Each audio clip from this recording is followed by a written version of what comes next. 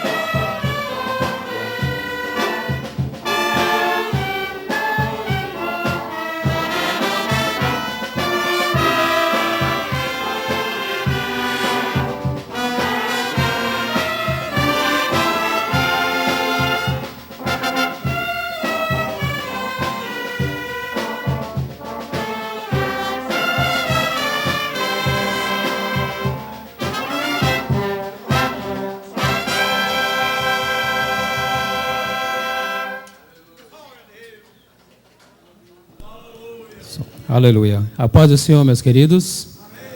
É com muita alegria no coração que nós damos neste momento abertura ao nosso 7º Congresso de Escola Bíblica Dominical. Esta escola abençoada que temos aqui em nossa jurisdição eclesiástica. Esse trabalho, ele é de todo o campo de Camboriú, não é apenas do Templo Sede, por isso, todos os nossos queridos irmãos das diversas congregações que aqui estiverem, vocês estão participando do seu congresso juntamente conosco, professores e alunos aqui do Templo Sede. Nós glorificamos a Deus desde já pela vida de todos os participantes dessa escola abençoada, desde o maior até o menor, desde o nosso pastor presidente até o secretário da classe mais simples, da menor classe. Nós glorificamos a Deus porque a escola dominical é sinônimo de Bíblia Sagrada. Então, meus queridos, fica aqui diante de Deus o nosso agradecimento e nós juntos, o nosso sentimento de louvor, de adoração ao Senhor por essa escola bendita. Nós estamos crendo que teremos aqui 3 dias abençoados, onde o Senhor vai estar manifestando a sua glória, o seu poder, onde estará uma vez mais ficando evidenciado a importância que temos que dar para o estudo desta palavra. A igreja vai fazer a gentileza de ficar de pé e juntos acompanharmos uma leitura na palavra de Deus. Abram por bondade as suas Bíblias na 2ª carta de Paulo aos Coríntios. Por gentileza, abram suas Bíblias na 2ª carta de Paulo aos Coríntios, no capítulo de número 4. Enquanto os irmãos localizam, nós queremos estender a nossa saudação a todos os rádio ouvintes, os internautas, as pessoas que depois vão também acompanhar através do CD, em datas as mais diversas, mas que igualmente serão abençoados. Então, a paz do Senhor Jesus Cristo a todos vocês também. 2ª carta de Paulo aos Coríntios, capítulo de número 4, a partir do 1º versículo, onde consta o seguinte relato: pelo que, tendo este ministério, segundo a misericórdia que nos foi feita, não desfalecemos. Pelo contrário, rejeitamos as coisas que por vergonhosas se ocultam, não andando com astúcia, nem adulterando a palavra de Deus. Antes, nos recomendamos à consciência de todo homem, na presença de Deus, pela manifestação da verdade. Mas se o nosso evangelho ainda está encoberto, é para os que se perdem que está encoberto, nos quais o Deus desse século cegou os entendimentos dos incrédulos, para que lhes não resplandeça a luz do evangelho da glória de Cristo, o qual é a imagem de Deus. Porque não nos pregamos a nós mesmos, mas a Cristo Jesus como Senhor, e a nós mesmos como vossos servos por amor de Jesus. Porque Deus que disse: das trevas resplandecerá a luz, Ele mesmo resplandeceu em nossos corações para a iluminação do conhecimento da glória de Deus na face de Cristo. Temos, porém, este tesouro em vasos de barro, para que a excelência do poder seja de Deus e não de nós.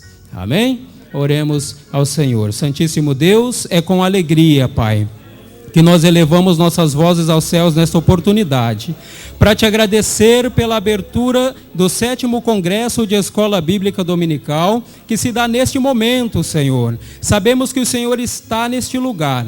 Sabemos que todos que deste trabalho participarem, Senhor, sairão abençoados. Senhor Jesus, o Senhor aqui estará repreendendo as enfermidades. O Senhor estará aqui batizando com o Espírito Santo. Aqui estará renovando os corações, aliviando as almas que estarão sendo salvas. Enfim, o Senhor tem a liberdade e a primazia neste lugar. Por isso, abençoa todos os que dele participarem, com muita vida, muita graça, muita saúde, e assim estaremos nós te adorando por esta escola abençoada, a escola bíblica dominical que o Senhor tem instalado, estabelecido e mantido neste lugar. Em nome de Jesus Cristo, amém e amém. Muito obrigado, meus queridos, queiram se sentar.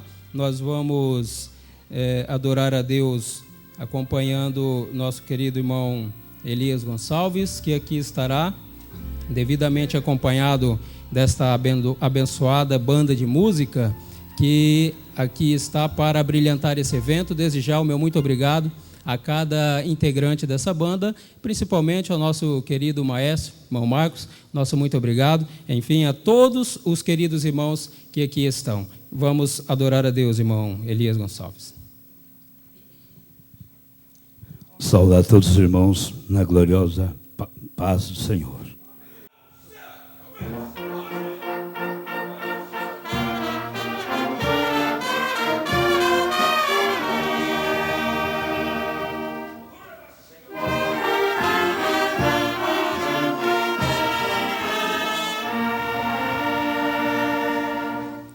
A palavra de Deus para mim, um tesouro sem igual em valor. Fala do amor de Deus, do amor que não tem fim, mais precioso do que ouro é este amor.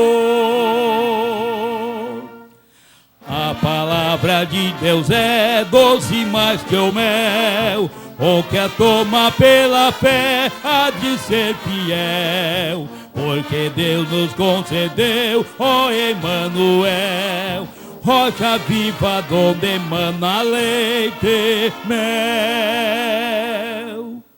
Luz que guia pela senda da paz e alumia os que em trevas estão. Lâmpada que nos faz ver os ardis de Satanás e que brilha mesmo na escuridão. A palavra de Deus é doce mais que o mel, o que a toma pela fé há de ser fiel, porque Deus nos concedeu, ó Emmanuel, rocha viva onde emana leite e mel. É um farol que sempre resplandeceu e que mostra o porto da salvação. Quem na arca já entrou e do mundo se esqueceu, chegará por certo a eternal mansão. A palavra de Deus é doce mais que o mel, o que a toma pela fé há de ser fiel, porque Deus nos concedeu, ó Emanuel, rocha viva donde emana leite e mel. Aleluia.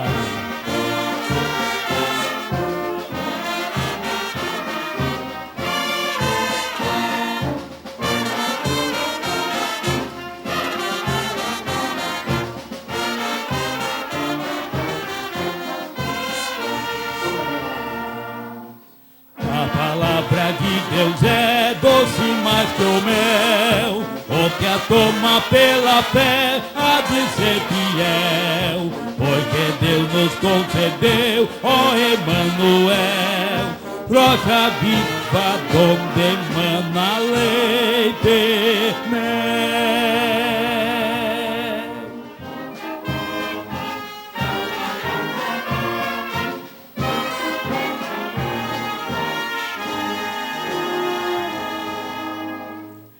Teu nome precioso, amado Salvador, é grande e glorioso, nos enche de amor. Nós todos te adoramos com verdadeira fé, também nos humilhamos aos teus santos pés. Quantas bênçãos prometidas no teu nome, ó Salvador.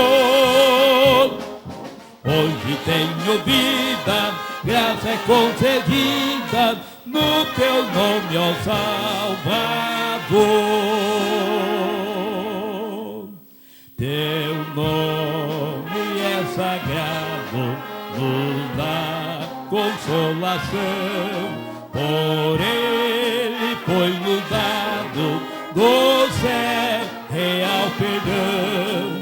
A viva esperança aumenta nosso amor, dá firme confiança e mais do teu vigor. Quantas bênçãos prometidas no teu nome, ó Salvador. Hoje tenho vida, graça é concedida no teu nome, ó Salvador. Teu nome é nossa vida, é paz, ó Salvador. A arca oferecida ao pobre pecador, por ele abençoada é toda a nação que foi predestinada à grande vocação. Quantas bênçãos prometidas no teu nome, ó Salvador. Hoje tenho vida, graça é concedida no teu nome, ó Salvador. Aleluia. Glória.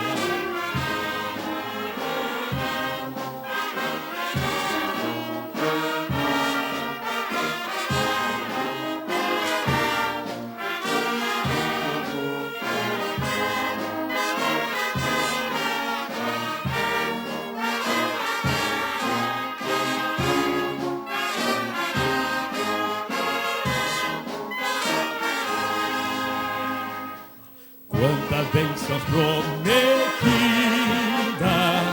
no teu nome, ó Salvador. Hoje tenho vida, graça é concedida no teu nome, ó Salvador.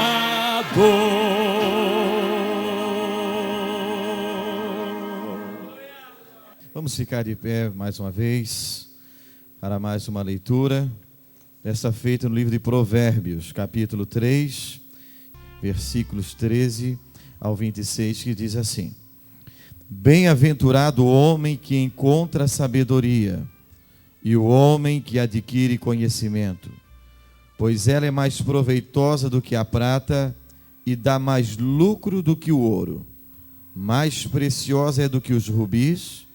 Tudo o que podes desejar não se comparará a ela.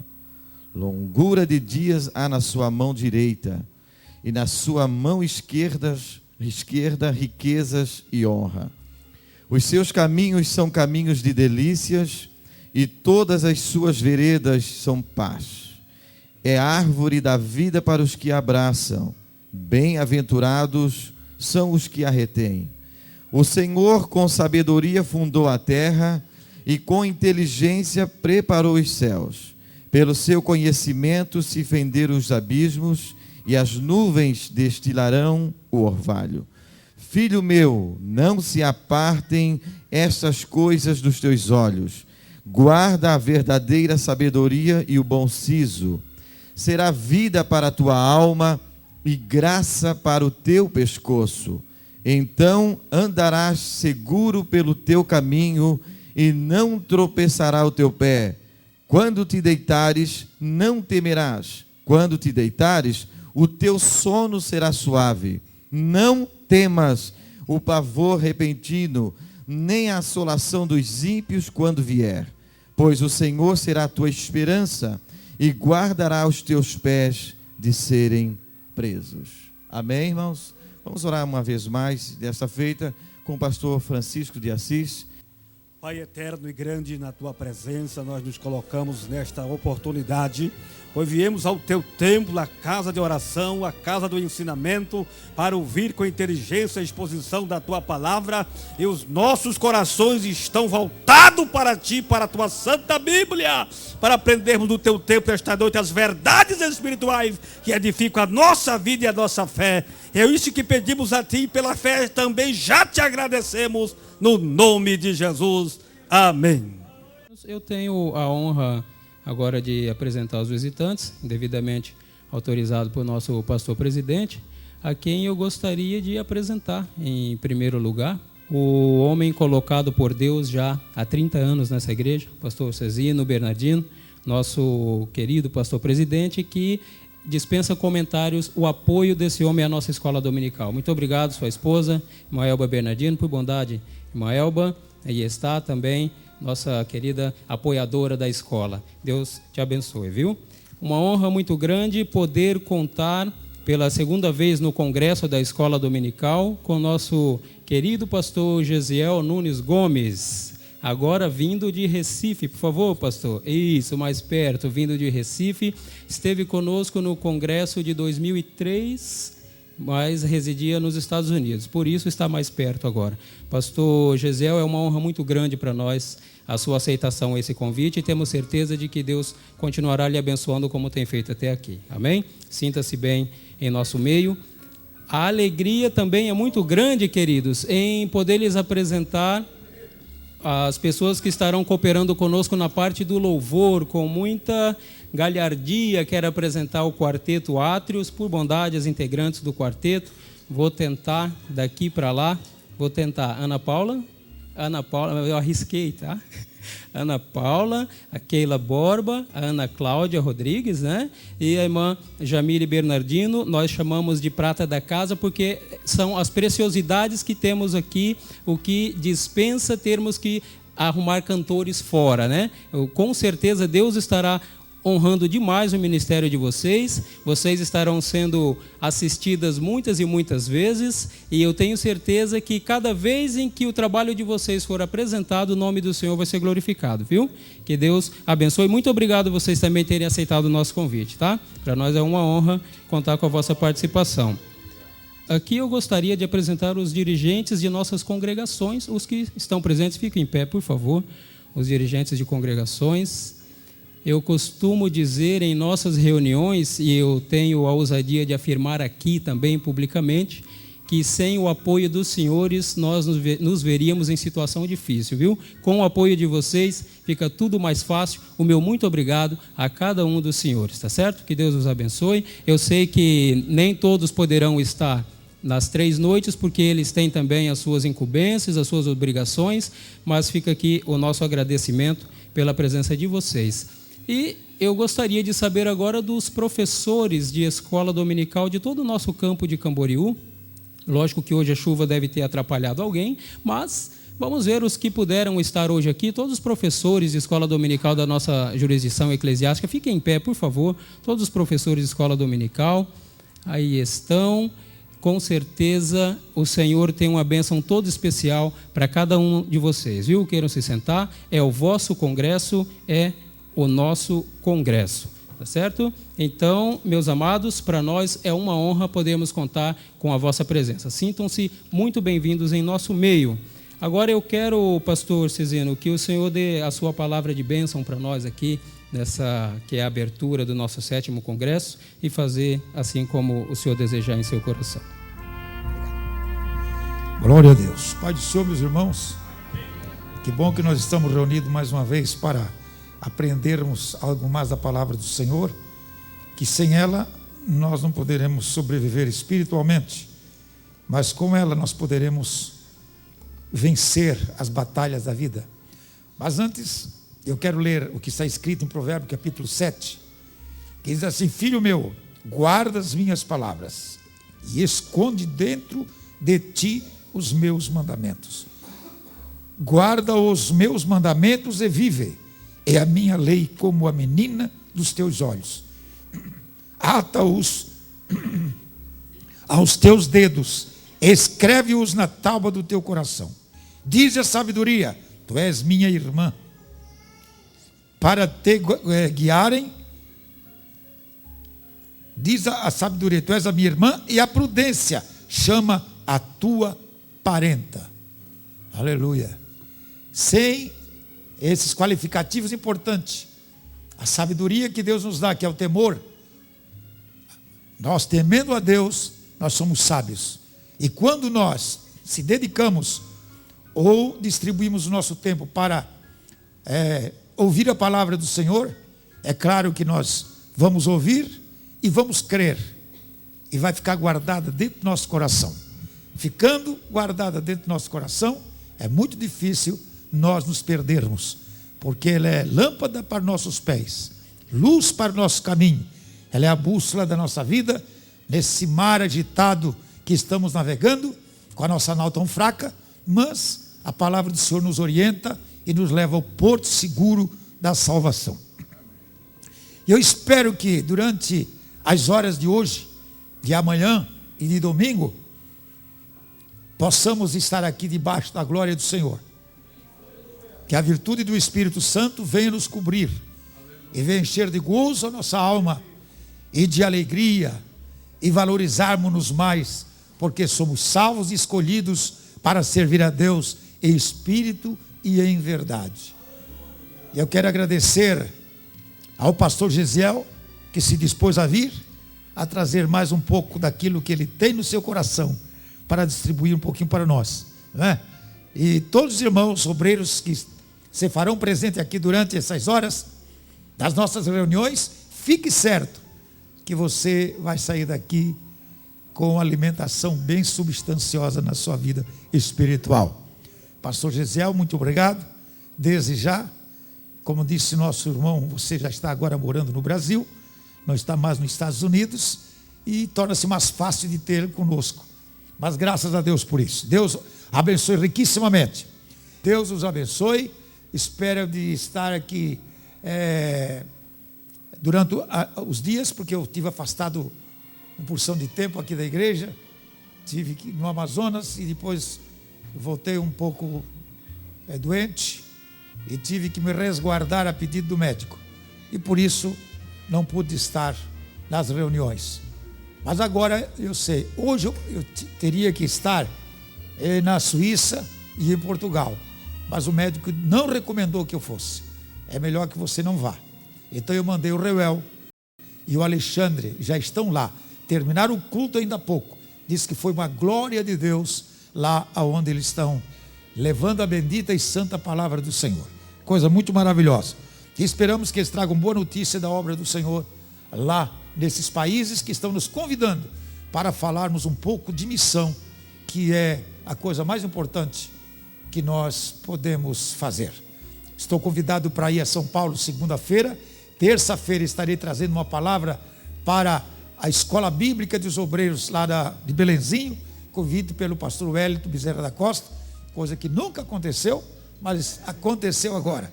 Então, eu vou, nunca, mas agora me convido para ir lá. E sabe falar do quê? Falar de missão.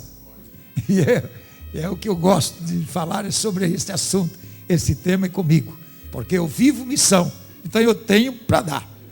Esse negócio é importante. Que Deus abençoe, mas eu vou só segunda-feira. Quinta-feira eu já estou de volta para estar aqui com os irmãos na continuação dos nossos trabalhos. Deus abençoe. Eu vou passar novamente o microfone para o nosso irmão para dar a saudação de boas-vindas a todos que ainda não foram saudados.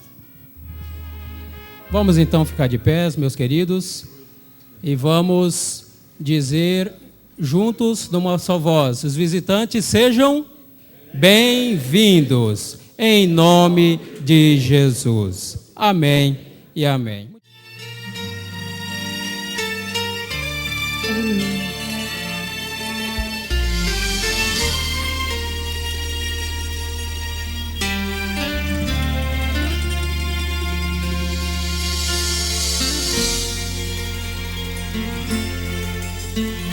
Maria entra na cidade chorando, perguntando onde foi que nós perdemos a Jesus. José, preocupado, busca ele de um lado pro outro. Perderam Jesus na festa e agora o que fazer? Essa história se repete por aí em nossos dias.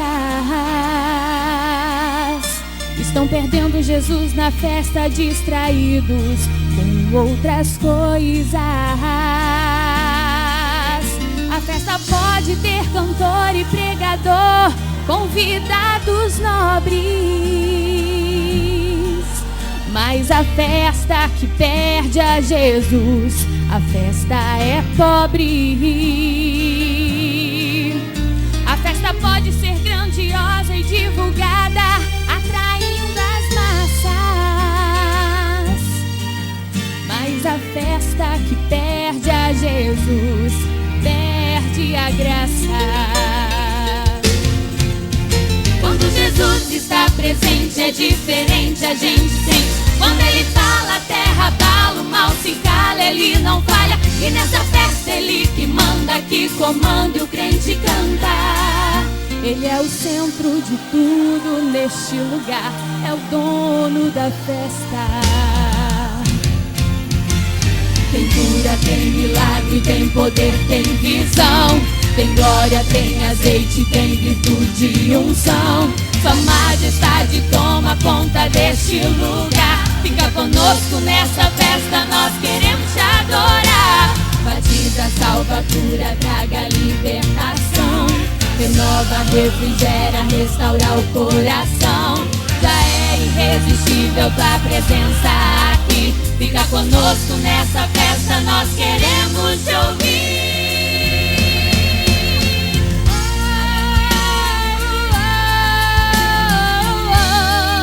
Fica conosco, Senhor. Tu és a única estrela que brilha aqui. Faz teu querer, Senhor.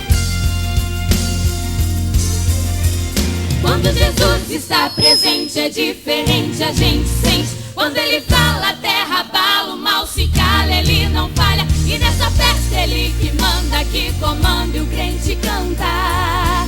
Ele é o centro de tudo neste lugar. Faz teu querer, Senhor. Tu és a única estrela que brilha aqui. Faz teu querer, Senhor. Faz teu querer, Senhor. Faz teu querer, Senhor.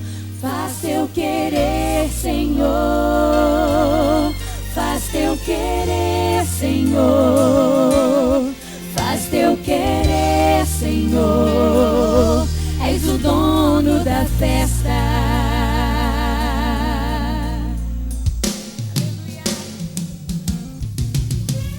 Tem cura, tem milagre, tem poder, tem visão. Tem glória, tem azeite, tem virtude e unção.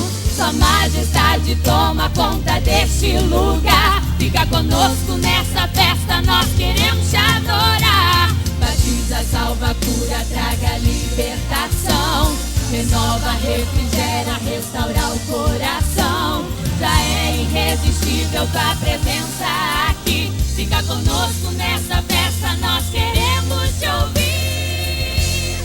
Faz teu querer, Senhor. Faz teu querer, Senhor. Diga a Ele. Faz teu querer, Senhor. Faz teu querer, Senhor. És o dono da festa. Aleluia. Em nome de todo o corpo docente aqui do campo eclesiástico de Camboriú, eu faço leitura de alguns versículos da palavra de Deus. Deuteronômio capítulo 6, versículos 6 ao 9. Estas palavras que hoje te ordeno estarão no teu coração. Tu as inculcarás a teus filhos, e delas falarás assentado em tua casa, e andando pelo caminho, e ao deitar-te e ao levantar-te. Também as atarás como sinal na tua mão, e te serão por frontal entre os teus olhos. E as escreverás nos umbrais de tua casa e nas tuas portas. Louvamos a Deus e eu agradeço ao Senhor pela honra que me foi dado pelo pastor Marcondes em poder representar aqui os nossos professores teológicos e que ministram nas igrejas, no campo, ensinando, aprendendo e ensinando a palavra de Deus. Externo aqui, em nome deles, o agradecimento ao nosso pastor presidente, pastor Cezino Bernardino, que aqueceu o convite, o pedido do nosso pastor Marcondes Oliveira. Deus tem levantado Marcondes aqui em Camboriú para nos abençoar. Ele é tão jovem ainda, Marcondes, tão jovem, mas que dentro dele brota algo tão glorioso, que é o ensino da palavra de Deus. Moço dedicado, superintendente da área do ensino, e nós que estamos já passando já pela idade, louvamos a Deus por esses homens que Deus está levantando, que fazem diferença na casa do Senhor. Eu louvo o Senhor. Agradeço ao pastor Cezino, em nome deles, ao pastor Marcondes e a todos vocês. E com exclusividade ao pastor José Gomes, nosso agradecimento, porque, mais uma vez, vem trazer a nós o ensino bíblico da palavra de Deus. E nós precisamos aprender. Nós precisamos estarmos edificados na palavra. Precisamos vencer. O mundo está aí. E nós precisamos ser vencedores.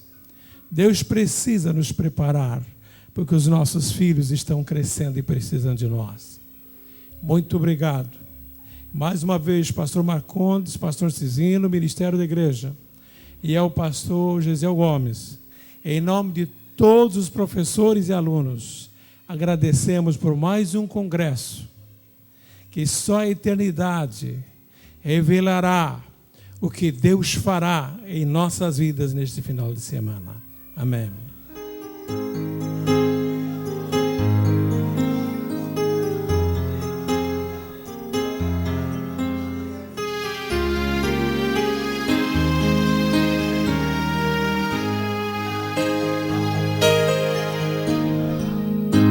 Se alguém tentar te humilhar porque és crente e crê em Deus, não dê ouvidos.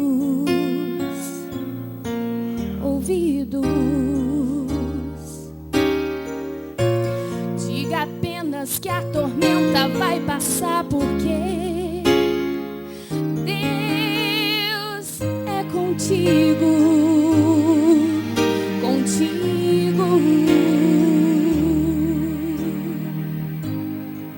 Não se deixe ser levado pela voz do opressor.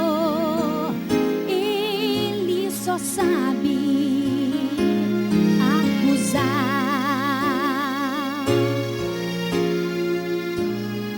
Não se renda porque ele já perdeu. Agora é sua vez de humilhar. Não se lembra que ele foi até a Deus dizer que Jó blasfemaria contra o seu Senhor. Se o Senhor deixasse ele consumir todos os seus bens, Jó não aguentaria.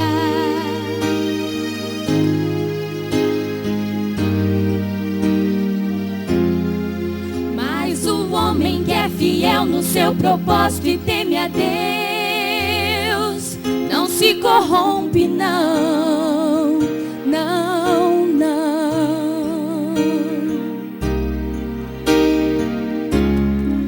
Mesmo em meio à tempestade, Jó se levantou das cinzas e adorou ao Senhor. Jó lançou-se sobre a terra, adorou e falou para todo o inferno escutar. No sair do ventre da minha mãe, e é no que voltarei para lá. Tudo que eu tinha era de Deus, Deus me deu e Ele mesmo tomou. Cai por terra o inimigo de Deus, e louvado seja o nome do Senhor.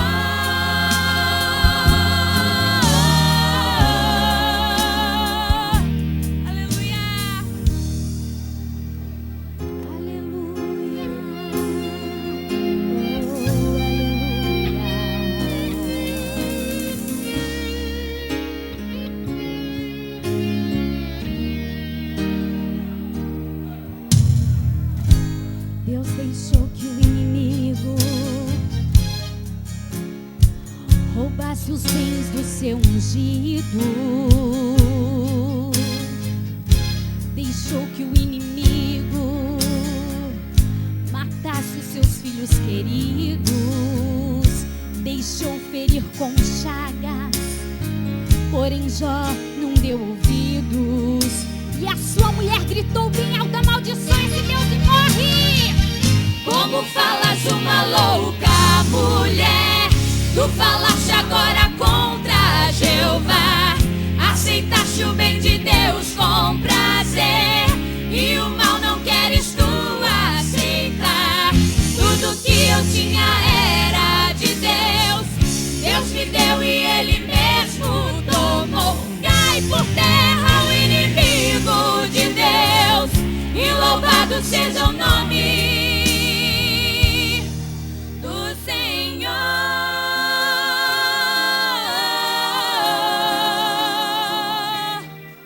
Do Senhor. Bendito é o Senhor.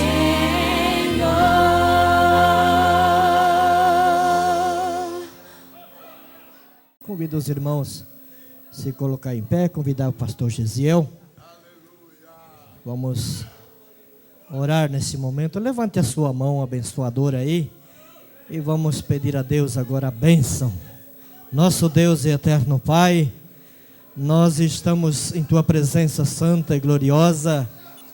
Aleluia, já sentindo aqui a Tua glória, a Tua presença maravilhosa em nosso meio. A vitória é nossa pelo sangue de Jesus. Honra-me sobremaneira estar aqui nesta noite. Eu dou graças a Deus pelas duas visões que eu tenho de Camboriú. Aquela visão das multidões, literalmente multidões mesmo, reunidas em torno de um grande alvo, mas também me alegro muito da visão de uma igreja local, que é a sustentação desta obra. Tudo o que o Senhor faz neste mundo, na dispensação da graça, Ele faz através da igreja. Nós usamos os instrumentos, mas Deus usa a igreja como seu instrumento. E vir aqui é sempre um prazer e me traz recordações e me ajuda a confiar muito mais em Deus e ver que há princípios espirituais dos quais o Senhor nunca se afasta.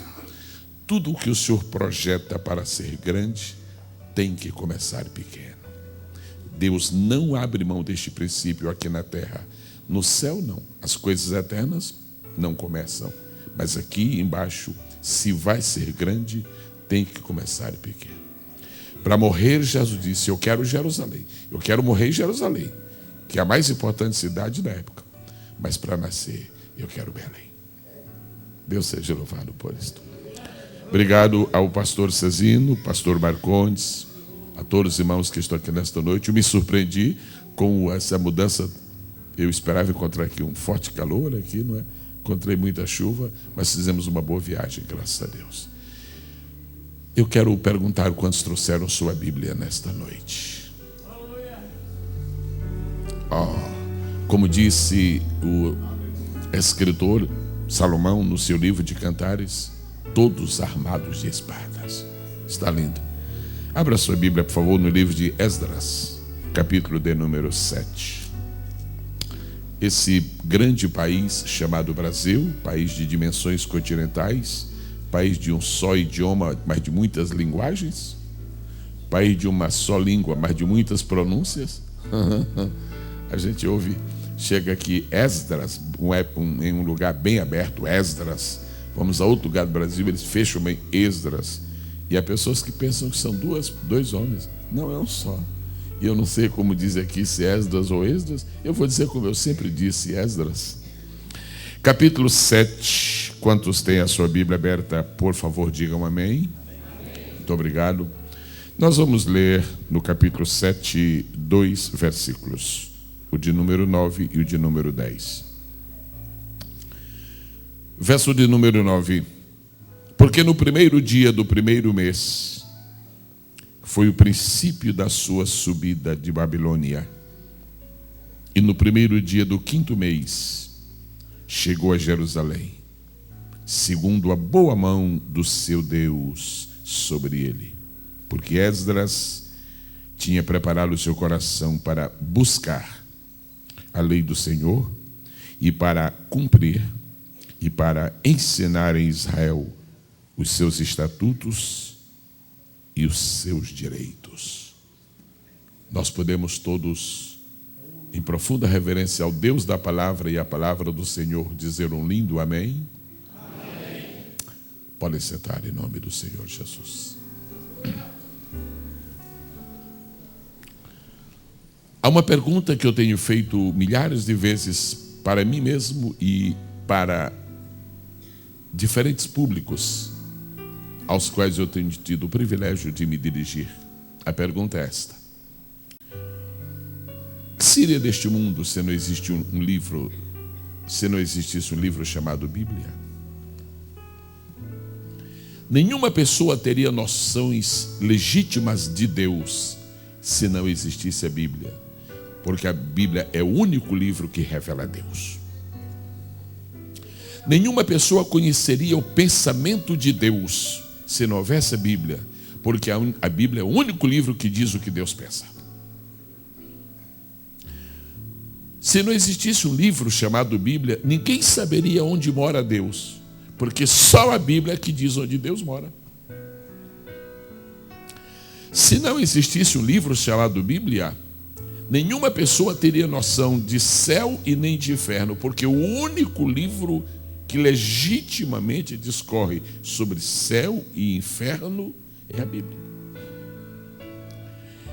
É verdade que alguém diria, existem milhares e milhares de livros que falam sobre o céu e sobre o inferno. A resposta é a seguinte: se são verdadeiros, se basearam na Bíblia. Os escritores escreveram porque leram na Bíblia. E os falsos? Dos falsos, não temos tempo para falar. Se não existisse um livro chamado Bíblia, nós não conheceríamos nem o nosso passado e nem o nosso futuro.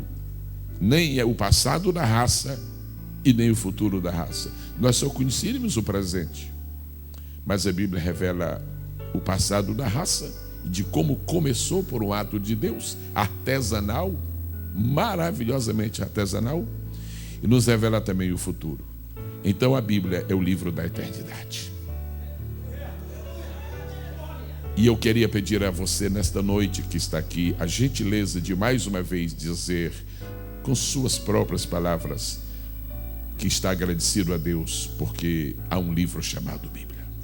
Eu agradeço a Deus esta noite por um livro chamado Bíblia. Aleluia. Aleluia. Aleluia. No congresso anterior do qual eu participei, já mencionado aqui esta noite, eu tive a oportunidade grata de dizer que sou filho de um homem que foi 50 anos, pastor da Assembleia de Deus deste país, e leu a Bíblia toda 260 vezes, de capa a capa. E logo em seguida eu faço uma declaração: dos milhares e milhares de homens que tenho conhecido neste mundo, nunca vi um de caráter melhor do que o meu pai. E eu sabia e sei que aquela beleza de caráter foi moldada na Bíblia. Quem vive com a Bíblia vive melhor. Quem sabe da Bíblia sabe melhor. Quem pensa segundo a Bíblia pensa melhor. Quem age de acordo com a Bíblia age melhor. Quem fala o que está na Bíblia fala melhor. Quem trabalha segundo a Bíblia trabalha melhor. Quem vive de acordo com a Bíblia vive melhor. Quantos podem dizer amém por isso?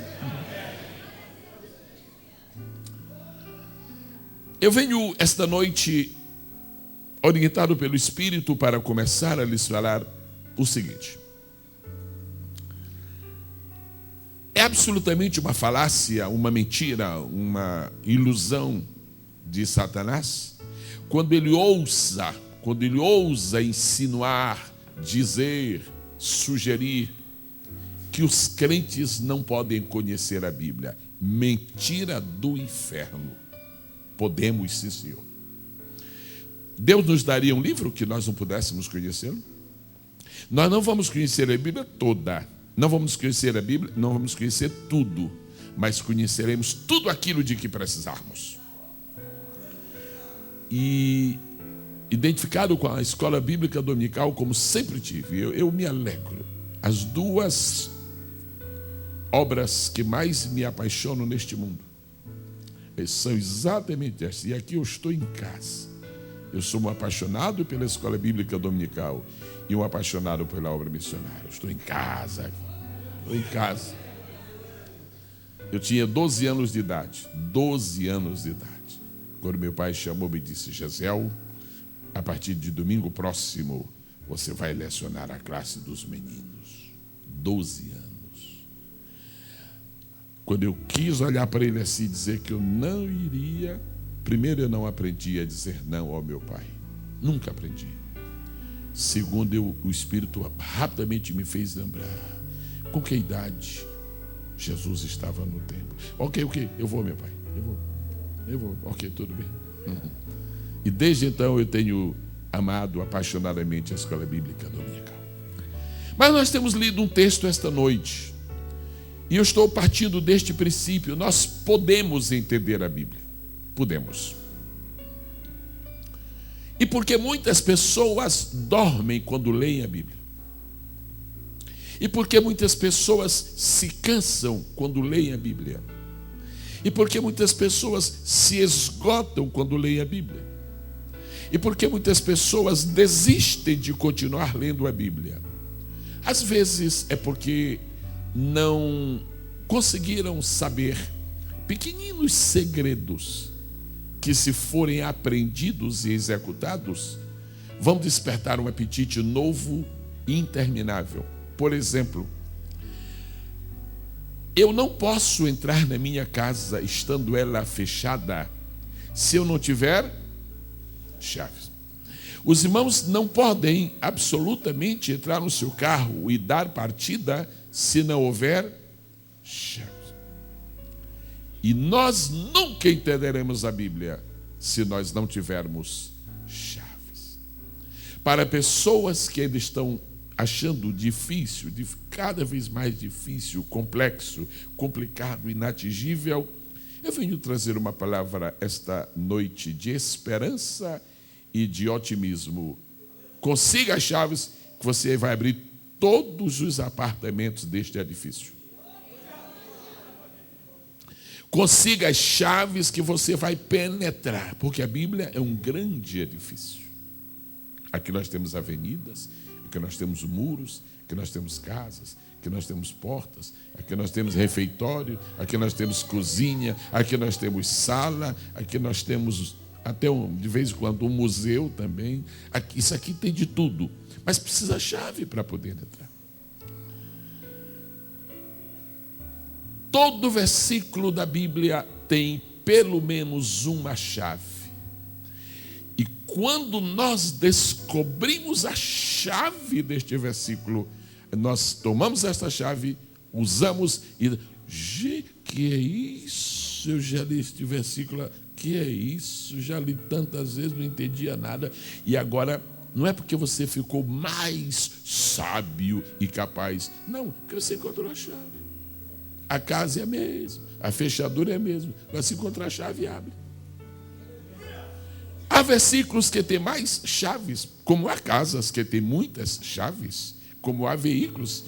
Antigamente você fazia veículos, usava tanta chave, hoje eles têm praticamente uma chave. A Bíblia não é uma chave para tudo, não. A Bíblia tem diferentes chaves. Por exemplo, João Batista disse: eis aqui o Cordeiro de Deus que tira o pecado do mundo. Se eu não tiver uma chave, por mais simples que este versículo me pareça, eu não vou entendê-lo nunca. E como é que eu descubro a chave? Procurando. Não é assim que quando você perdeu a chave do carro, não foi procurando que se encontrou? Não é telefonando para o Rio de Janeiro, não. É procurando a chave. Eis aqui o Cordeiro de Deus que tira o pecado do mundo. Quantas chaves tem este versículo? Várias. Pelo menos 3 grandes. E tem umas pequeninas também boas. A primeira chave deste versículo, naturalmente, seria Cordeiro. Toda a ideia do sacrifício de Jesus, toda a ideia do plano da redenção está consubstanciada numa palavra deste versículo, Cordeiro. Porque naquele dia histórico, memorável, inesquecível, que nós nunca participamos, que foi o dia da criação, de toda a criação, os aspectos são lindos, extraordinários, mas quando chegou o momento da criação dos animais, olha, ali houve um capricho muito especial de Deus. Deus começou a criar, criou isto, criou aquilo, criou isso, criou aquilo. E por último, eu posso ver no meu espírito a Trindade dizendo: agora vamos criar os últimos animais. E essa última parte da criação são animais para nos representar. Ok. Aí o Pai dá uma palavra e diz: apareça um animal, e deu as descrições que me represente. Aí apareceu uma águia. Águia simboliza o Pai. Depois, agora veio do Espírito Santo. O Espírito Santo disse: muito bem, apareça agora o animal. Aí deu as descrições. O animal que, ao contrário de todas as aves, não tenha fel. Não pode ter fel, senão não me representa. Eu não tenho amargor em mim. Eu quero um animal que tenha asas e penas, como todas as aves têm, mas tem que ser as penas iguais. Eu quero um animal com 9 penas de uma asa e 9 penas na outra, porque eu vou providenciar 9 dons e um fruto com 9 partes. Eu quero esse animal assim. Aí apareceu a pomba. E o filho então disse: agora é minha vez. Só que eu não posso criar um só. Eu tenho que criar 3 animais para me representarem, porque dos 3 eu sou o único. Está ele conversando com a Trindade, com os 2 da Trindade.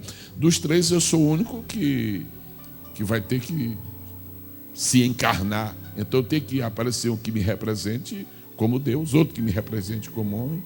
Outra coisa, existem 3 povos da terra. Eu tenho que um animal para me representar perante o mundo, outro animal para me representar perante Israel e outro para me representar perante a igreja. E agora? Tá bom. Então criou o Cordeiro. O cordeiro foi criado para representar o sacrifício eterno de Jesus pelo mundo. Eis o Cordeiro de Deus que tira o pecado do mundo. Cordeiro. Aí você olha o cordeiro, põe o cordeiro perto de um bode. Isso aqui só pode representar o bicho, porque esse aqui representa Jesus. Se agora eu quero um que me represente perante Israel. E ele criou então aquele animal que faltava na fauna universal. Aí ele criou o leão, leão da tribo de Judá. E por último ele disse, agora eu tenho que criar um para me representar perante a igreja. Aí ele criou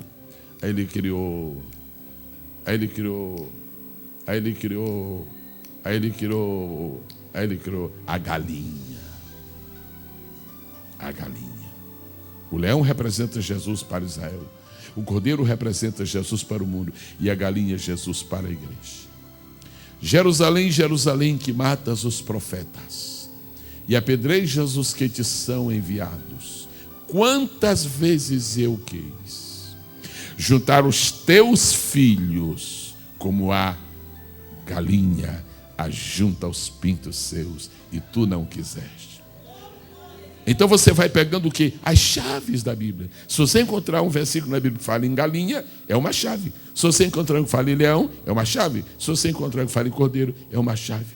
Nós temos lido esta noite em Esdras capítulo 7 e vamos tentar descobrir as chaves deste versículo. Mas há uma outra razão porque as pessoas dormem quando vão estudar a Bíblia e não estudam, dormem. É porque elas escolhem um texto da Bíblia, texto. Como nós estamos aqui em um trabalho muito específico de ensinamento mesmo, vamos falar, aproveitar, texto. Todos falando, texto. Outra vez, texto. Cada parte da Bíblia que você lê é o texto. Agora, irmãos queridos, é muito complicado entender um texto da Bíblia se você não entende o que vem antes ou o que vem depois. O que vem antes de um texto ou o que vem depois se chama contexto. E esta é a razão porque existem doutrinas falsas por aí, porque pega o texto sem contexto. O contexto anterior, o contexto posterior. Você vai ver que há mais beleza, há mais ensino, há mais edificação, há mais profundidade no texto quando você examina o contexto. Nós lemos aqui o versículo 10. Se eu ler o versículo 10 e ficar falando aqui, a gente fala do versículo 10 e o versículo 9 quer dizer, fala de mim também, diz uma coisinha sobre mim. O versículo 8 fica falando, e eu, você não se lembra de mim. O versículo 11, estou aqui, me lembra.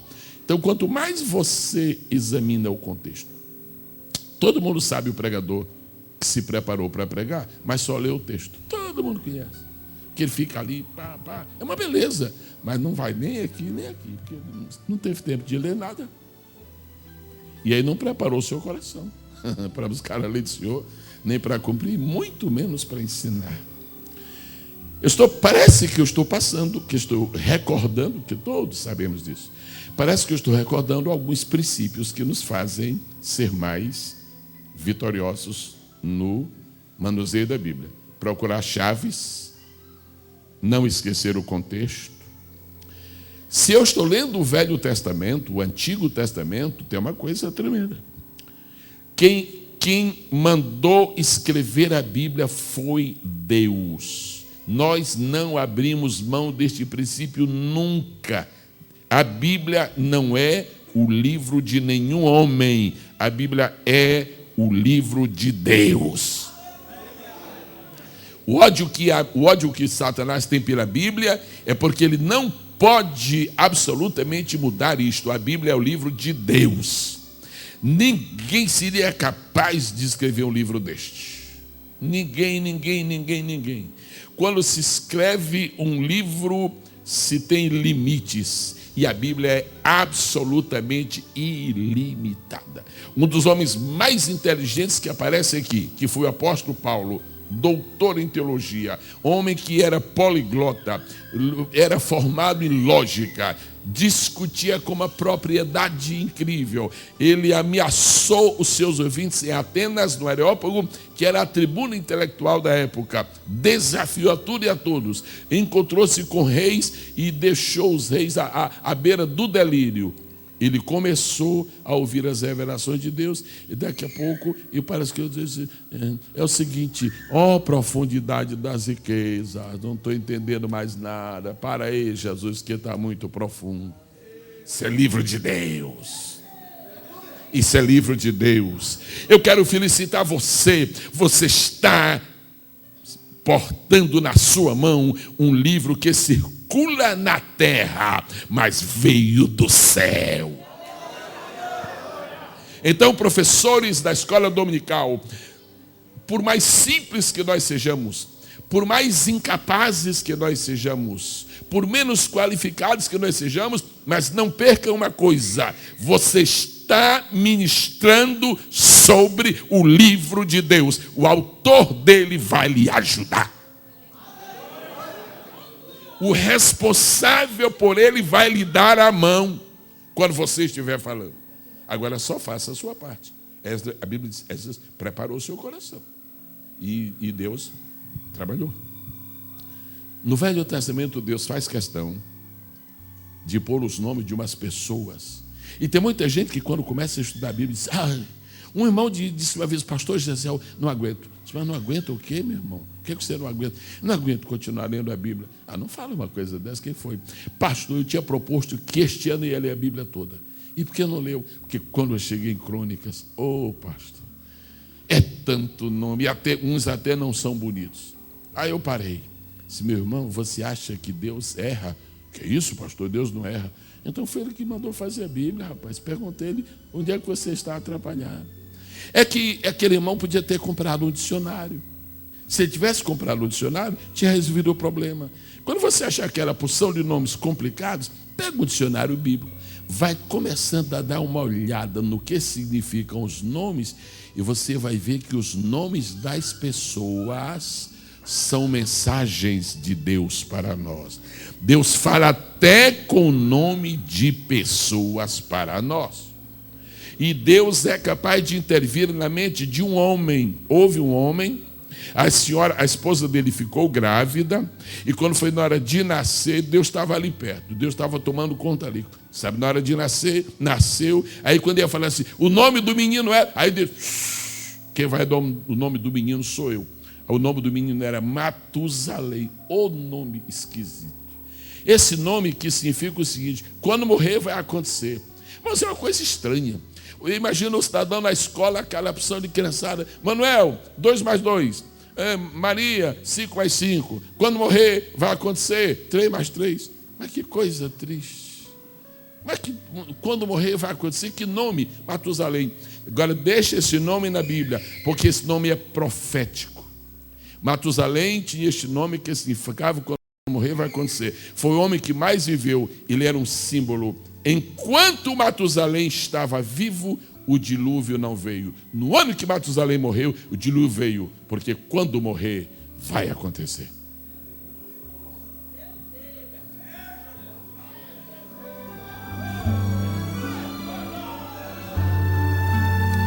Uma senhora estava gestante lá em Ur dos Caldeus e deu à luz. Quando deu à luz, foi um escândalo na casa. Um escândalo. Como é que pode ser um escândalo uma criança nascer? Não, é que a criança nasceu grande demais. E o pai olhou assim: gente! A mãe disse: meu Deus, fui eu que... Vamos dar o nome. E olharam assim, ele nasceu assim. Daqui a pouco vai ser assim. Quando ele ficar grande, ele vai ser assim. O nome dele vai ser Abrão, pai da altura, menino grande. Pai da altura, menino grande. Eu imagino o Abrão passando ali pelas ruas dos caldeus e diz: e aí, garotada, tudo bem aí por baixo? Mas um dia Deus disse: eu quero esse pai da altura, eu quero. Aí Deus chamou Abraão. E o Abraão estava convencido de que aquele nome estava influindo na personalidade dele. E o Abraão estava começando a ficar vaidoso, porque era alto demais, porque tinha o nome de gigante, Abraão. Aí Deus fez duas coisas com ele. Ensinou que o nome dele não estava certo e trocou. E depois Deus ensinou quem que é mesmo o pai da altura. Um dia Deus disse: o teu nome não é mais Abraão. Não sou mais. Não, pai da altura não. E o que o senhor? Agora você é Abraão, pai de uma multidão de nações. É melhor ser missionário do que ser só um ganzelão desse jeito. Veja como a Bíblia é importante. Os nomes são mensagens para nós. Mas a outra vez que Deus ensinou, e essa foi forte, o Melquisedeque, nosso amigão, nós conhecemos o irmão Melquisedeque, baixinho. O Abraão vai fazer uma guerra com 318 criados, machado, cipó, urtiga, tora de pau, pedra, eram essas armas do exército dele. Fez uma ordem e foi. Venceu tudo, voltou. O homem já se chama Abraão, Abrão. E ainda vence uma guerra sem ser militar. Acabou. Agora que ele vai ficar vaidoso. Pronto, Abrão agora. E vem, daqui a pouco o Abrãozão. Aí vem um baixinho lá, um Melquisedeque. Quem fala primeiro é o Melquisedeque. Bendito seja Abrão do Deus Altíssimo. Deus estava dizendo: você é alto, mas Deus é Altíssimo. É a primeira vez na Bíblia que Deus é chamado de Deus Altíssimo. Você é alto, você é pai da altura aqui embaixo, mas o Altíssimo mora acima das estrelas. Sabe o que é isto? São as chaves que Deus nos dá. Então, quando você estiver lendo um versículo da Bíblia, não fica naquela correria. Pastor Marcondes, este ano vou ler a Bíblia 4 vezes. Faz isso não. Que isso? É melhor ler a metade e ler direito e aprender alguma coisa do que ser uma disputa enorme. Aí você, mas o senhor não falou que seu pai leu 260? Meu pai, para mim, só fazia. Eu achava que meu pai só fazia ler a Bíblia. Primeiro retrato de meu pai era lendo a Bíblia. Meu pai lia a Bíblia de manhã, lia a Bíblia à tarde, lia a Bíblia à noite. Mas, meu Deus, lia, marcava. Foi uma bênção. Hoje parece que o mundo está um pouco diferente. Primeiro, chaves. Vamos falar juntos, chaves. Se Deus te entregar a chave de um versículo, tu vais longe. E é o que eu oro a Deus agora com muito temor. Entrega para nós as chaves da tua palavra. E as chaves são próprias, as próprias palavras do versículo. Primeiro, chaves, todo mundo falando chaves. Segundo, contexto. Terceiro, significação de nomes. No tempo dos patriarcas, Deus tinha cuidado com isso. Cuidado, controle, não põe nome errado, não. Jacó ia viajando. Raquel, sua esposa querida, grávida. E o Jacó fazendo força para ver se dava para terminar a viagem. E ela não dar a luz antes. Mas não deu. Aí quando chegou em Efrata, né, aí a criança nasceu. E ela morreu de parto. Mas antes de morrer, naquela angústia, naquela dor, naquele sofrimento, ela só teve de dizer assim: escuta, pessoal, eu estou morrendo, mas o nome do menino é Benoni. Benoni, filho da minha dor. Seria um dos patriarcas, um dos 12 patriarcas. Seria um dos 12 líderes da casa de Israel. E Deus, eu penso, Deus, isso não é nome para um patriarca, filho da minha dor? Que negócio é esse? Aí o Jacó disse: tá bom, tudo bem. A esposa estava ali morrendo. Quando morreu a Raquel, que sepultaram. Está sepultada? Está sepultada mesmo? Tá. Não ressuscita, não? Não. Está tudo. O nome do menino não é esse, não. O nome do menino é Benjamim. Benjamim quer dizer filho da minha mão direita. Mas e por que Deus deixou ficar na Bíblia que o primeiro nome era Benoni? A senhora gostaria de saber? Pois eu vou lhe dizer uma coisa. Por que está na Bíblia? É só pegar a chave. Todo filho da dor, hoje, amanhã será filho da mão direita. Todo Benoni hoje, amanhã vai ser Benjamim. Os filhos que mais trabalho dão para a mãe hoje são os que amanhã farão coisas maiores por ela. Todo Benoni hoje é um Benjamim amanhã. Está na Bíblia. Qual foi o homem que mais sofreu neste mundo? Não precisa discutir, não é? É rápido que a gente diz: Jesus. Aí Deus olha lá de baixo e diz assim: filho da minha dor. Agora, para onde ele foi? Diz a Bíblia: foi exaltado acima de todos. Filho da minha mão direita. Todo Benoni é um Benjamim. Se você tem um filho que está lhe dando muito trabalho, não abra mão dele, não. Não amaldiçoe, não jogue fora, não. Esse Benoni vai dar um Benjamim. Esse Benoni vai virar um Benjamim. E eu estou profetizando para você em nome de Jesus. Se tem alguém aqui que está com Benoni em casa, que só lhe dá trabalho, só lhe dá dor, baixinho mesmo, para não espantar ninguém, fala aí: meu Benoni vai ser meu Benjamim. Aleluia. Versículo 10. Por que eu estou falando essas coisas? Porque nós vamos ver o versículo 10. Porque Esdras tinha preparado o seu coração para buscar a lei do Senhor e para cumprir e para ensinar a Israel seus estatutos e seus direitos. Irmãos queridos, o nome de um homem é importante. O nome de um homem é sua identidade. O Zacarias ficou mudo, porque, né, vocês não sabem da história, pai de João Batista, mas só tem uma coisa.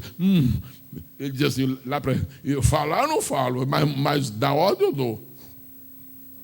Ninguém me escuta, mas tem que ler. Aí escreveu na tabuinha. Tabuinha, é o que está escrito na Bíblia, numa tabuinha.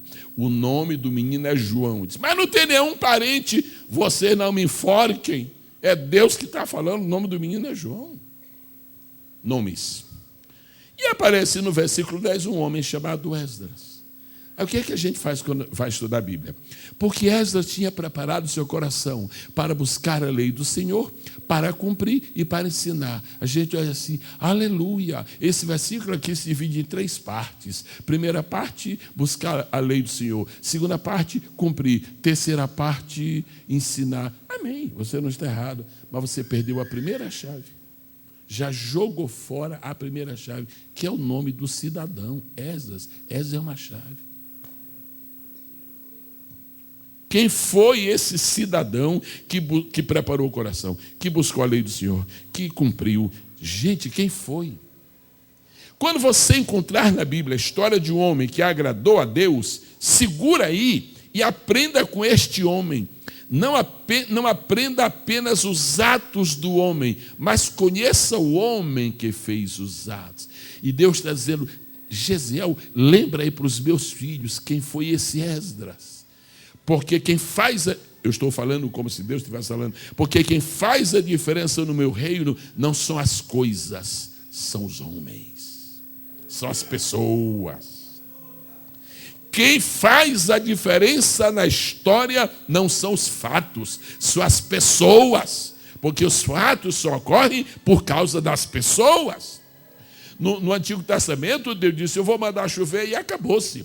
No Antigo Testamento, Deus disse, eu vou abrir o mar vermelho e pronto. No Velho Testamento, Deus disse, eu vou pôr um ar-condicionado nessa fornalha de fogo ardente e ninguém desliga. No Antigo Testamento, Deus disse, eu vou pôr um feixe-clé na boca desses leões e Deus fez sozinho no Antigo Testamento. Agora, hoje não. Hoje é a igreja.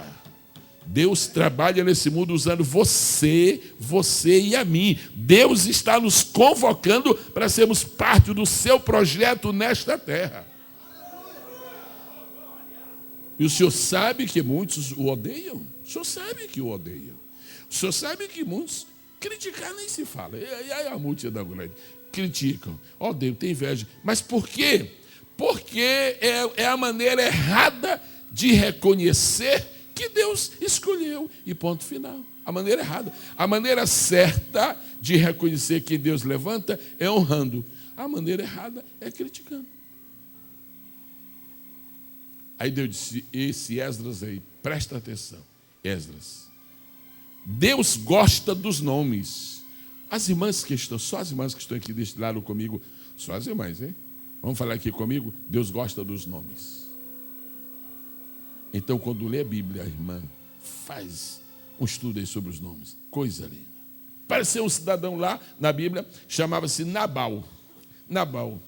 E começou a gostar de uma moça bonita, distinta, delicada. E a moça não prestou atenção no nome do sujeito. Como é que casou com aquele Nabal? Por quê? Porque Nabal quer dizer trouxa. Nabal quer dizer idiota. Idiota. Mas como é que você casa com um homem que o nome dele quer dizer idiota? Aqui, meu marido aqui, idiota. Que coisa. E ela casou. Ainda bem que era só ele que era idiota e não é. Pois esse sujeito não quis desacatar Davi. Esse cidadão não quis fazer uma guerra com Davi, amigo de Deus. Que é isso? E quem salvou a situação foi a mulher, foi a esposa. Bom, Deus, eu errei uma vez em casar com ele. Agora, a segunda eu não erro, não. Eu vou tirar ele da jogada aqui. E ela entrou na frente, preparou um presente, mandou para Davi. E resultado, todo mundo sabe como é que tem. O idiota foi embora e a moça... Ok. Então, os nomes são importantes. Os nomes são importantes. Deus disse, Moisés, eu quero que façam um tabernáculo. O que é isso, Deus? Moisés, é uma tenda portátil. Sim. Eu quero que divida em 3 partes. E qual é a primeira? Eu vou dizer qual é. Deus falou, explicou, era o tabernáculo. Tem uma coisa, qualquer um não pode construir, não. Ele disse, eu quero que quem vai construir essa tenda tem que se chamar Bezaleel. Ora, veja, em vez de Deus ir atrás do profissional, foi do nome da pessoa. Ele não pergunta quem sabe construir tenda, pergunta quem é que você... Ei, tem algum Bezaleel aí? Tem. Aí, mas tinha 4. Deus, agora eu estou enrascado. Tem 4 Bezaleel. Não tem problema. O que eu quero tem que ser filho de Uri. Deus honra o nome do pai. Está bom. Mas agora, Deus, tem 2 Bezaleel que o pai dele se chama Uri. E agora, esse que eu estou escolhendo, o avô dele se chama Ur. Aí disse, mas Deus, é incrível, Deus, tem 2 aqui. Não, é demais. Porque era muita gente, era 1 milhão de pessoas. Tem 2 aqui que o avô se chama. E agora, fica tranquilo, esse que eu quero é da tribo de Judá. Você pode glorificar o Senhor esta noite? Quem é que disse para você que Bíblia cansa? Quem foi que disse para você que Bíblia é para fazer dormir? Bíblia é para fazer despertar. Mas tem que ter as chaves. Agora, sabe por que foi que o homem, para construir o tabernáculo, tinha que se chamar Bezaleel? Aí você vai no dicionário bíblico, que isso aí não é revelação. Me revela, Deus, o que é esse Bezaleel. Não faz isso. Revela não, vai para o dicionário. Você está fazendo de Deus um dicionário? Não, procura um dicionário. Deus revela um mistério. Isso aqui não é mistério, isso aqui é coisa de idioma. Então, Bezaleel significa sombra de Deus. Quer dizer que só pode trabalhar no tabernáculo quem estiver na sombra de Deus. Olha a chave aí abrindo. Mas o Bezaleel, aquele que Deus queria, o pai dele tinha que se chamar Uri. Sabe por quê? Porque a palavra Uri, hebraica, quer dizer luz. Ou seja, só serve para trabalhar na igreja quem é filho da luz. Ou seja, não dá trabalho para desviado, não. É para crente. É para crente. Ainda disse assim, mas tem que ser da tribo do Judá. Você sabe o que quer dizer a palavra Judá? A palavra Judá quer dizer louvor. Ou seja, só devia trabalhar na igreja quem é alegre. Quem gosta de louvar, de cantar. Não, só está trombudo. Não vai fazer o quê? Vai tirar oferta a trombudos? Não dão dinheiro. Diácono trombudo, ninguém dá oferta. Até, se pudesse até. Aleluia. Quantos glorificam o nome do Senhor esta noite? Parece que esta é a essência da... Né? Parece que é isto que a gente veio fazer aqui, não foi? Pensar sobre a Bíblia. É isto, não é? Não é isto? Agora, esse Esdras. Quem é esse senhor Esdras? Nós temos que descobrir o que significa o nome dele. Agora, eu já quero saber o que é esse Esdras. Por exemplo, eu posso ser um Esdras hoje, porque tem gente que você... Olha, irmãos, tem gente que não quer saber de imitar. Não quer saber... Quem é que é pai de um Caim aqui na igreja de Camboriú? Tem algum? Aqui, mas apresenta aqui, pastorzinho, meu filho, Caim de Oliveira. Tem? Não. Apresenta aqui, meu sobrinho, nasceu, está novinho, tão lindo, Coré dos Santos. Não. A gente não tem juízo, não é verdade? Não. Pode ser, ter uns nomes assim meio esquisitos na Bíblia. Tem um patrozíncrito. Esse é esquisito, mas é melhor do que Caim. Os homens da Bíblia, cujos nomes são importantes, merecem a nossa consideração. Eu era pastor na igreja na Ilha do Governador, no Rio de Janeiro, e vinham as pessoas apresentar crianças. E tinha cada nome. Disse, mas irmão, isso aqui é um artista de cinema. Você quer que seu filho seja... Não, pastor, eu não quero que meu filho seja artista de cinema. Mas está aqui, moço. Irmã, apresenta aqui minha filha. Irmã, isso aqui é uma senhora imoral, irmã. Você vai pôr esse nome. E o povo não mudava. Um dia eu disse que essa era o caso. Irmãos, atenção. A partir do mês próximo, eu não apresento mais aqui nenhuma criança com o nome desses gente que vive nas porcarias do mundo. Olha, irmão, foi uma revolução que houve. Mas durante 7 anos, a casa encheu de Débora, de Sara, de Raquel, de Jonatas. Foi uma coisa linda, linda, linda. Sabe por que é importante isso? Põe no teu filho, estou falando com quem vai casar. Põe no teu filho um nome do qual ele se honre. Por exemplo, o meu nome é Gesiel. Eu digo com a boca cheia. Sabe o que quer dizer este nome na língua hebraica? Assembleia de Deus.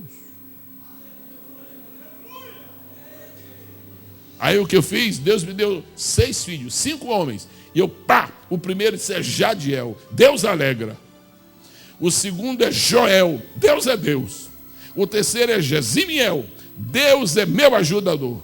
O quarto, aí pôs o meu nome, é Assembleia de Deus. E pôs mais um. Está faltando um, não é? Qual é que está faltando? Qual é que está faltando? Ok. Agora aqui tem um chamado Esdras. A palavra Esdras quer dizer ajuda.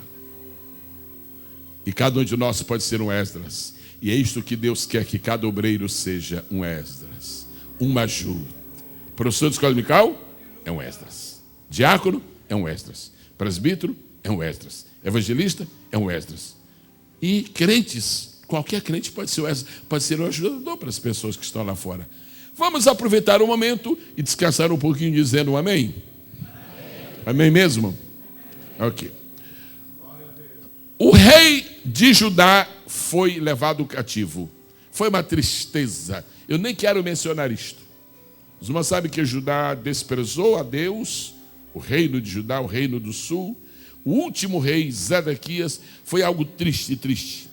E aconteceu que o capitão da guarda do rei opressor mandou chamar os melhores homens, oh, coisa triste, mandou chamar os melhores homens que havia no meio do povo de Deus, mandou chamar os melhores. E quando eles se puseram ali, havia cantores, havia homens que diziam assim, homens que viam a face do rei, dizia, era gente de primeiríssima. Quando pôs todos ali, aí o capitão da guarda matou aquela gente, matou a fina flor. E no meio daquelas pessoas que morreram, estava o avô de Esdras. Qual é a lição que a gente aprende nisto? A gente pensa que porque houve uma tragédia aqui, nunca mais Deus vai operar.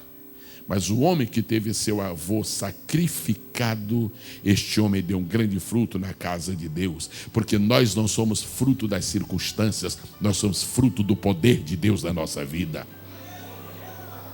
Tem gente que acha que só pode ser crente se todo mundo estiver. Eu era pastor lá no Rio de Janeiro, volto a mencionar isso. De quando vez, pastor, tem algum trabalho aqui na igreja? Porque, pastor, eu estou trabalhando, mas tem muito pecador lá. Eu queria um trabalho aqui, porque aqui é tão bom, é só crente que fica ligado aqui o som aqui o dia todo. Irmão, vem cá, abre tua Bíblia aí. Vós sois a luz do mundo. Aqui já está claro demais, irmão. Vai acender a luz lá fora, irmão. Vai trabalhar lá fora e ganhar alma para Jesus, irmão. Deus quer te usar lá fora. Agora tu tens que conhecer a palavra, porque à medida que tu conheces a palavra, tua luz brilha mais. As luzes que estão brilhando mais no mundo hoje são as luzes dos crentes que têm o coração cheio da palavra e uma vida de piedade e oração devota ao Senhor Jesus. Quantos dizem amém? Agora a Bíblia diz 2 coisas sobre Esdras. Primeira, a boa mão de Deus esteve sobre Esdras. Eu vou pedir ao povo de Deus que repita após mim. A boa mão de Deus esteve sobre Esdras. Agora, a outra declaração. E Esdras preparou o seu coração. O que é uma sociedade? É uma junção de dois elementos, uma junção de duas pessoas. É uma sociedade. Deus fez uma sociedade conosco. O executivo universal de missões é o Espírito Santo. O Espírito Santo disse, Cezino, vou fazer uma sociedade contigo.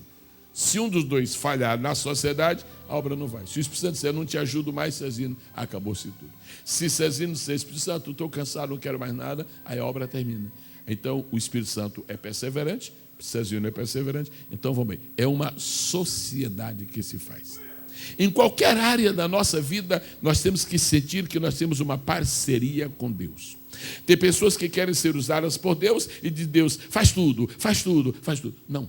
Então, se Deus vai fazer tudo, quem está dizendo me usa? Me usa e faz tudo. Ou faz tudo ou me usa. Deus quer nos usar, Deus quer nos abençoar, mas você tem que compreender uma coisa. Qualquer obra que Deus queira fazer aqui na terra, Deus vai fazer uma parte e você vai fazer uma outra parte. No Antigo Testamento, Deus trabalhava sozinho. Quem é que vai abrir o mar? Sou eu, Moisés.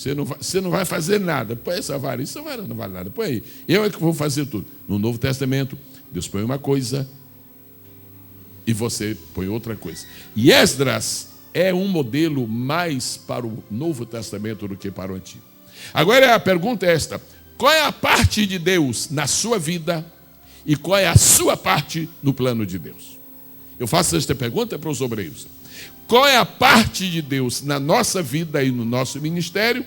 E qual é a nossa parte nessa obra que Deus tem? Qual é a parte de Deus no que Ele me deu? E qual é a minha parte no que eu vou fazer para Ele? Quem descobrir isto, descobriu o mistério do seu sucesso. Deus tem uma parte. Se eu fizesse uma pergunta a uma criança da escola dominical, meu filho, minha filha, o que é certo? Deus coopera conosco ou nós cooperamos com Deus? Os irmãos sabem que havia uma confusão na mente das crianças, porque elas ainda são pequeninas. Pastor, Deus coopera conosco. Não. A gente coopera com Deus. Não. E assim? Mas nós somos adultos. Nós vamos resolver esta questão agora mesmo. Na obra de Deus, como é que é? Nós cooperamos com Deus ou Deus coopera conosco? Alguns dizem, Deus coopera conosco. Outros dizem, não, nós cooperamos com Deus. É aí que nós vemos dificuldades na obra do Senhor. A obra do Senhor só é perfeita quando os dois cooperam. Então vamos fazer uma ilustração aqui. Posso, por gentileza? Muito obrigado. O que quer dizer a palavra cooperador? A palavra cooperador quer dizer aquele que opera ao lado. Tem uma diferença. O operador tem a maior parte da obra. O cooperador só ajuda. E este é o problema. Quando o cooperador quer fazer tudo, o operador não faz nada. Quando o operador trabalhar sozinho, o cooperador fica de mãos atadas. Então, o senhor é o operador. Se o senhor é o operador, o senhor vai, por exemplo, pegar este púlpito, só uma encenação muito simples, não pegue não. Ok, o senhor é o operador. Aí o senhor diz, não, está aqui, é o seguinte, eu quero que alguém me ajude. E eu vou cooperar. Então eu pego aqui, aí nós vamos. Quem é que está operando é ele. Quem é que vai dar as ordens da hora de levantar? É ele. Quem é que vai dizer para onde nós vamos? É ele. Quem é que vai sair primeiro? É ele. Porque ele é o operador e eu sou o cooperador. Na obra de Deus, nós operamos ou cooperamos? Deus opera ou coopera? O mistério da igreja, querido companheiro, é que tem ocasiões na vida que Deus opera e nós cooperamos. E há ocasiões em que nós operamos e Deus coopera. Obrigado, querido. Por exemplo, quem é que cura o enfermo? Se há alguma dúvida, não falem. Quem cura os enfermos? Pregador não cura enfermo, pastor não cura enfermo. Quem cura enfermo é Jesus. A coisa mais fácil, e era até melhor para Jesus curar o enfermo sem a gente se meter. Irmão, se a gente não se metesse nesse negócio, Jesus ia curando. Aí quando a gente se mete, aí complica. Mas ele disse, não, eu só curo com vocês. Então quem cura é Jesus. Então quem vai operar é Jesus. Ele diz assim, Jesus, vem cá, faz uma oração aí. Minha oração às vezes não vale coisa nenhuma. Nada. Mas ele cura só porque eu estou dando uma mãozinha. Aí então ele opera o milagre e eu coopero. Agora minha cooperação foi só orar. Não fiz quase nada. Agora tem a ocasião em que é o contrário. O Espírito Santo nunca esteve aqui nesta tribuna para pregar. Os senhores nunca viram o Espírito Santo aqui pregando em pessoas. Grava aí. Filma aí o Espírito Santo aqui. O Espírito Santo não fica aqui nessa tribuna pregando. Quem prega aqui são homens, são os irmãos. Agora, o pregador é o pregador. O pregador vai pregar, ele vai operar. Aí o Espírito Santo diz assim, agora eu vou cooperar com o pregador. Eu vou esperar. Eu vou esperar. Eu vou esperar. Eu vou esperar. Então, o que a gente tem que entender é há uma obra que nós estamos fazendo. Se nós estamos operando ou cooperando. Se é a nossa vez. Então, está escrito em 1 Coríntios capítulo 3, nós somos cooperadores de Deus. 1 Coríntios 3. Mas em Marcos 16 e 20 diz assim, cooperando com eles o Senhor. Quem pode glorificar o Senhor?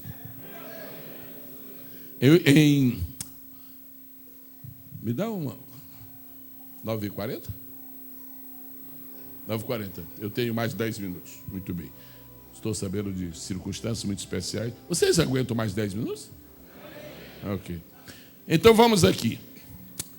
Porque a palavra de Deus é eficaz e mais penetrante do que o quê? Espada alguma de um gume. Amém? Não, de 2 gumes. Quantos gumes? Quantos gumes? Pregador que não conhece este versículo e não sabe o que ele significa, fica completamente neutro, quer dizer, não consegue nada. É preciso entender. Quando a Bíblia diz que ela mesma é a palavra de Deus, mais penetrante que espada alguma de 2 gumes, é aí, irmãos, que a Bíblia fica um livro novo para nós. Quem lê a Bíblia como espada de um gume, dorme. Quem lê a Bíblia como espada de um gume, cochila e até sonha. Quem lê a Bíblia como espada de um gume, não se lembra nem de João 11:35. Jesus chorou.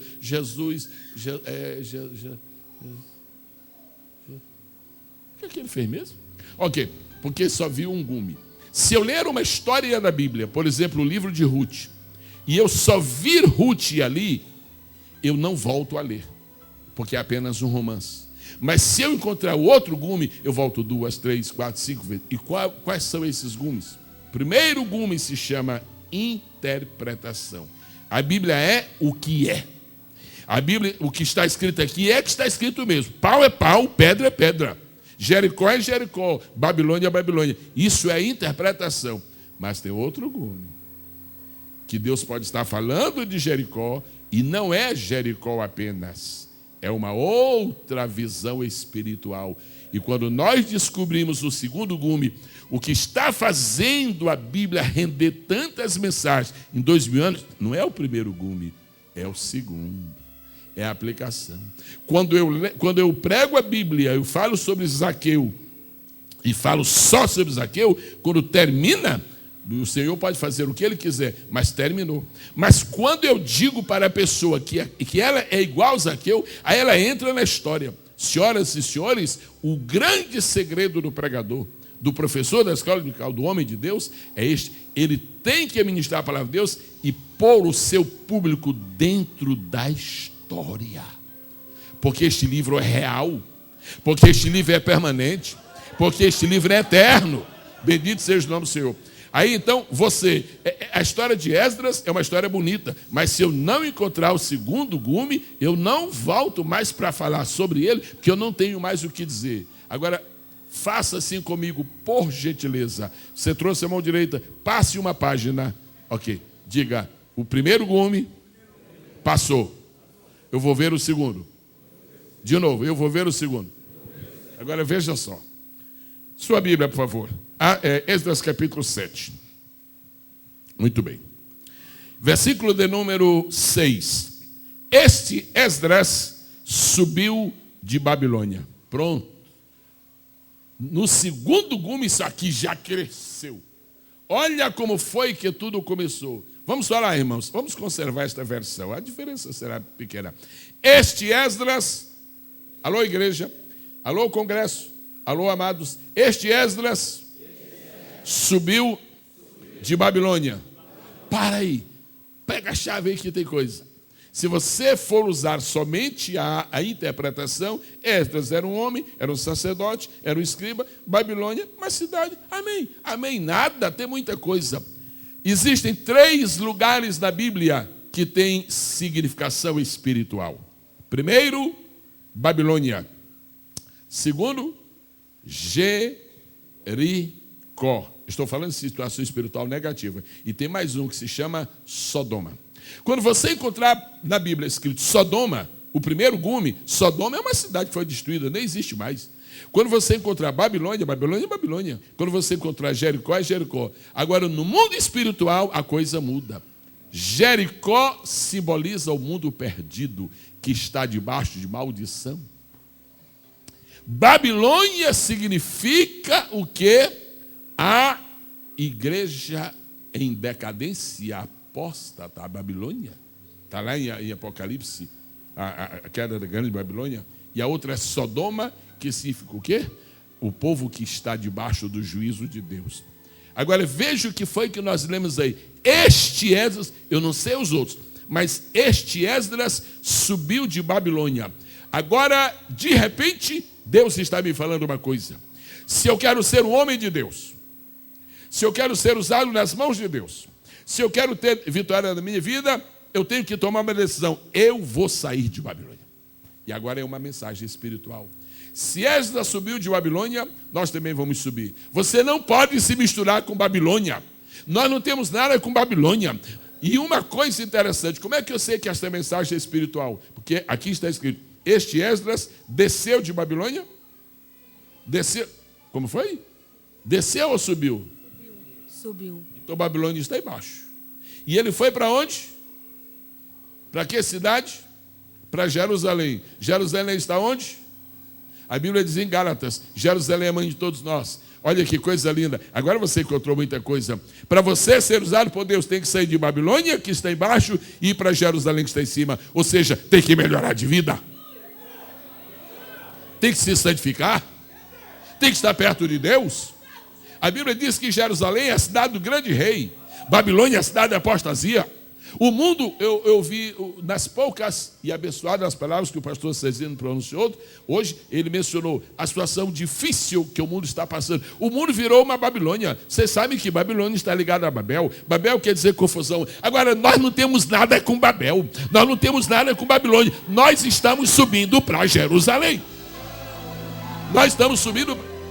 Agora, de repente, você mostra para a sua classe da escola dominical o valor espiritual. Isto aqui já é o segundo gume. E nesse gume você fica.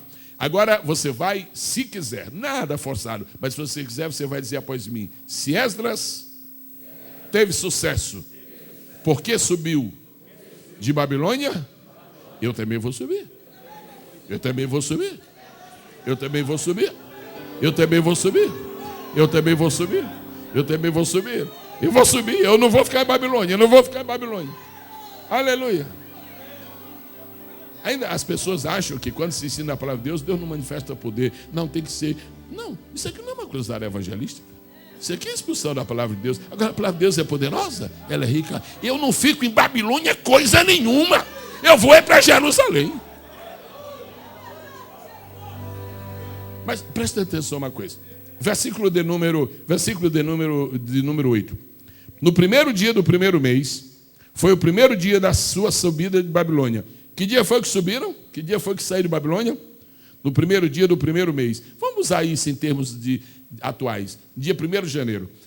Não é só para atualizar. No dia 1º de janeiro saíram. Quando foi que chegaram? No dia 1º de maio. Primeiro dia do 5º mês. Em termos modernos. Então vamos falar. Saíram no dia 1º de janeiro.